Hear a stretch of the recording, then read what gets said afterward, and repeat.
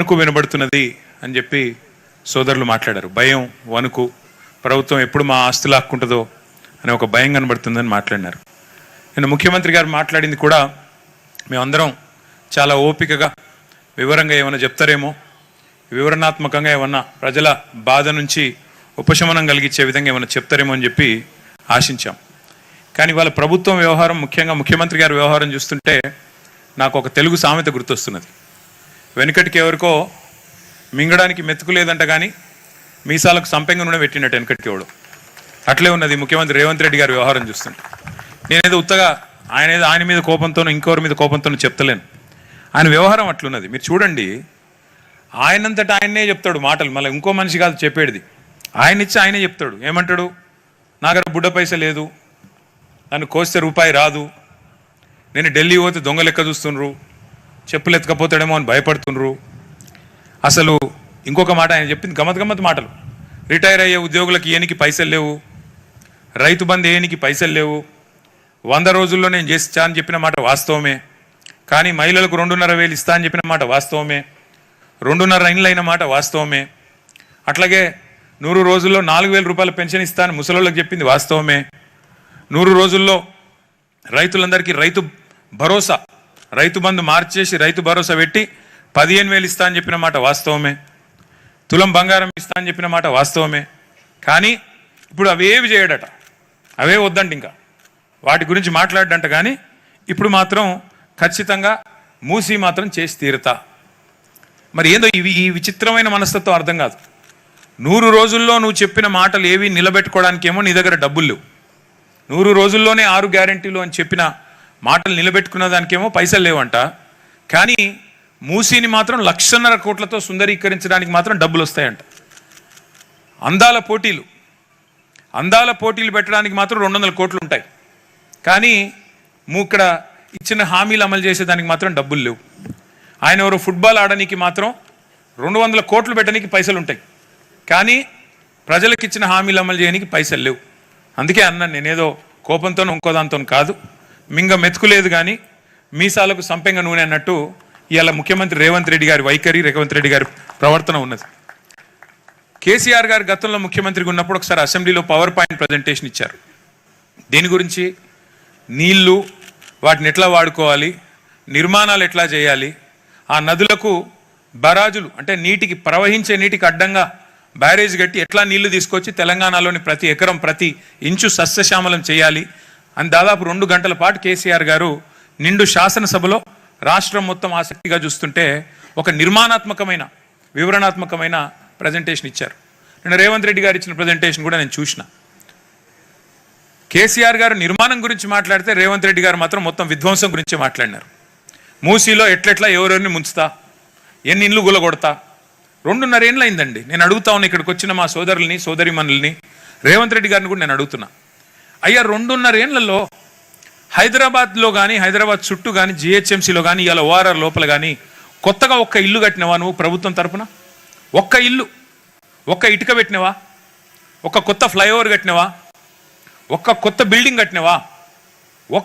ఒక్క మంచి పని చేసినవా? కానీ నేను చూపెడతా, ఎన్ని వేల వందల ఇండ్లు కూలగొట్టినవో చూపెట్టమంటావా? ఒక్కొక్క బస్తీల బుల్డోజర్లు పంపి ఇష్టం వచ్చినట్టు ఎన్ని కూలగొట్టినావు?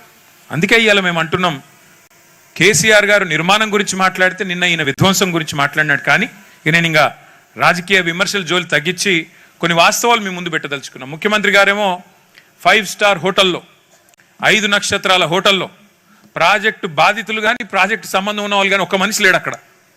5 స్టార్ హోటల్లో మంచి ఏసీ రూములో సూట్లు బూట్లు వేసుకున్న వాళ్ళ మధ్యన హైదరాబాద్ని ఎట్లా సుందరీకరిస్తాను, ఏం చేస్తానని చెప్పి 1,50,000 కోట్లు ఎట్లా ఖర్చు పెడతానని ముఖ్యమంత్రి గారు నిన్న పవర్ పాయింట్ ప్రజెంటేషన్ ఇచ్చారు. అందుకే మేమేమనుకున్నాం, అసలైన బాధితులు ఎవరైతే ఆస్తి కోల్పోతున్నాం, ఎవరైతే భూములు పోతాయి, మా ఇండ్లు పోతాయి, మా కొంప కొల్లేరు చేసి ఈయన మరి ఏదో కడతానంటున్నాడు అని బాధతో అర్తనాదాలు చేస్తున్నారో ఆ మూసీ తీరంలోనే పెట్టాలి, అక్కడనే పెట్టాలని చెప్పి ఇవాళ power point versus public point అని చెప్పి ఇక్కడ మేము ఈ సమావేశం పెట్టాం. మీకు కొన్ని విషయాలు, వాస్తవాలు చెప్పాలి.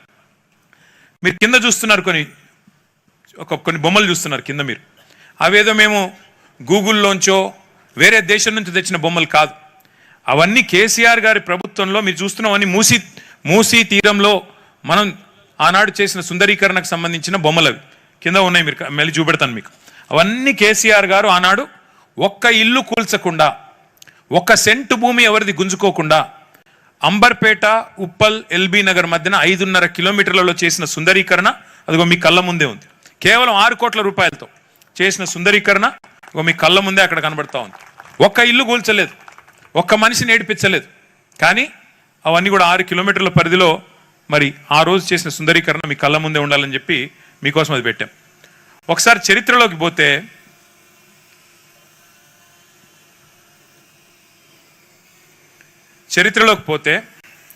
అసలు మూసీ పుట్టేది మీకు వికారాబాద్ అనంతగిరి అడవుల్లో అక్కడ పుట్టి కిందికి ముచ్చుకుందా నది అంటే నేటి మూసీ నది మొత్తం పైన రంగారెడ్డి జిల్లా నుంచి వికారాబాద్ జిల్లా నుంచి ప్రవహించి హైదరాబాద్ నుంచి కిందికి పోతూ కిందికి నల్లగొండ నుంచి కిందికి పోయి నల్లగొండ జిల్లా వాడపల్లి దగ్గర కృష్ణానదిలో కలుస్తుంది. కృష్ణానది అల్టిమేట్గా పోయి కింద సముద్రంలో కలుస్తుంది. అంటే దాదాపు 250 కిలోమీటర్లు పైనుంచి కింది వరకు మూసీ ప్రవాహం ఉంటుంది. ఒకప్పుడు మూసీ అనేది హైదరాబాద్ నగరానికి జీవనాడి. అసలు హైదరాబాద్ నగరానికి ముగ్గుపోసిందే మూసీ తీరం మీద. మూసీ పక్కనే ముగ్గుపోసి ఆ రోజు కులీ కుతుబ్ షా గారు మా నగరం ఆబాద్ కావాలి, మా నగరం మరి ఎట్లా అయితే ఒక చెరువులో చేప పిల్లలతో నిండుగా కలకల్లాడే విధంగా ఉంటుందో మా నగరం కూడా మూసీ తీరంలో కొడుతున్న ఈ నగరం కూడా అంత గొప్పగా ఉండాలని చెప్పి ఆ రోజు దేవుణ్ణి మొక్కినాడంట. సరే, ఆ రకంగానే మూసీ ఆవిర్భవించింది. హైదరాబాద్ కూడా 1591 సంవత్సరంలో ఆ రోజు 1591 అంటే 440 సంవత్సరాల కిందట మరి నగరం పుట్టింది. తర్వాత మీరు చూసినట్టయితే ఆ రోజు మధ్యలో మూసీకి వచ్చిన అతిపెద్ద వరద ఎప్పుడంటే 1908. ఆ రోజుల్లో 1908లో పెద్ద వరదలు వచ్చినాయి. అప్పుడు హిమాయత్ సాగర్ లేదు, ఉస్మాన్ సాగర్ లేదు. ఇంతకుముందు సోదరుడు ఆంజనేయులు చెప్పిండు ఏమని, ఈ చెరువు కట్టినప్పుడు ఈ రిజర్వాయర్ కట్టినప్పుడు మా వాళ్ళు మా వడ్డెర కులస్తులు వచ్చి బండు కట్టినరు, మొత్తం కట్టగట్టినరు అని చెప్పిండు. ఆ రోజు 1908లో నిజాం నవాబు మూసీకి వరదలు వస్తే ప్రజలు ఇబ్బందుల పాలైతే మరి పైకెళ్ళి వచ్చే నది నీళ్ళు ఎట్లా ఆపాలే అని ఆలోచన చేసి హైదరాబాద్ నగరం కొట్టుకపోవద్దు ఈ నది వరదలు అని చెప్పి ఈ 2 జంట జలాశయాలు, అటు ఉస్మాన్ సాగర్ ఇటు హిమాయత్ సాగర్, దాన్ని గండిపేట అంటాం, ఇది హిమాయత్ సాగర్, ఈ 2 చెరువులు కలిపి ఆ రోజు మోక్షగుండం విశ్వేశ్వరయ్య గారు అనే పెద్ద మనిషిని పిలిచి, బెంగళూరులో ఉంటే కర్ణాటకలో ఉంటే వారిని పిలిచి ఆహ్వానించి డిజైన్ చేసి ఈ 2 రిజర్వాయర్లు నిర్మాణం చేసినారు. ఈ 2 రిజర్వాయర్ల యొక్క ఉద్దేశం 2 బృహత్తరమైన లక్ష్యాలు. 2 రిజర్వాయర్లకి ఒకటి, మళ్ళీ హైదరాబాద్కు వరద ముప్పు రావద్దు అంటే వీటిని బ్యాలెన్సింగ్ రిజర్వాయర్ల మాదిరిగా వచ్చే వరద నీటిని నిలిపి అవసరమైతే గేట్లు పెట్టి సందర్భానుసారంగా అవసరమైన కొద్దీ ఎంత విడుదల చేయాలో నీళ్లు గంతనే విడుదల చేసేందుకు బ్యాలెన్సింగ్ రిజర్వాయర్ల మాదిరిగా ఈ 2 రిజర్వాయర్లను కట్టడం జరిగింది. ఒకటి.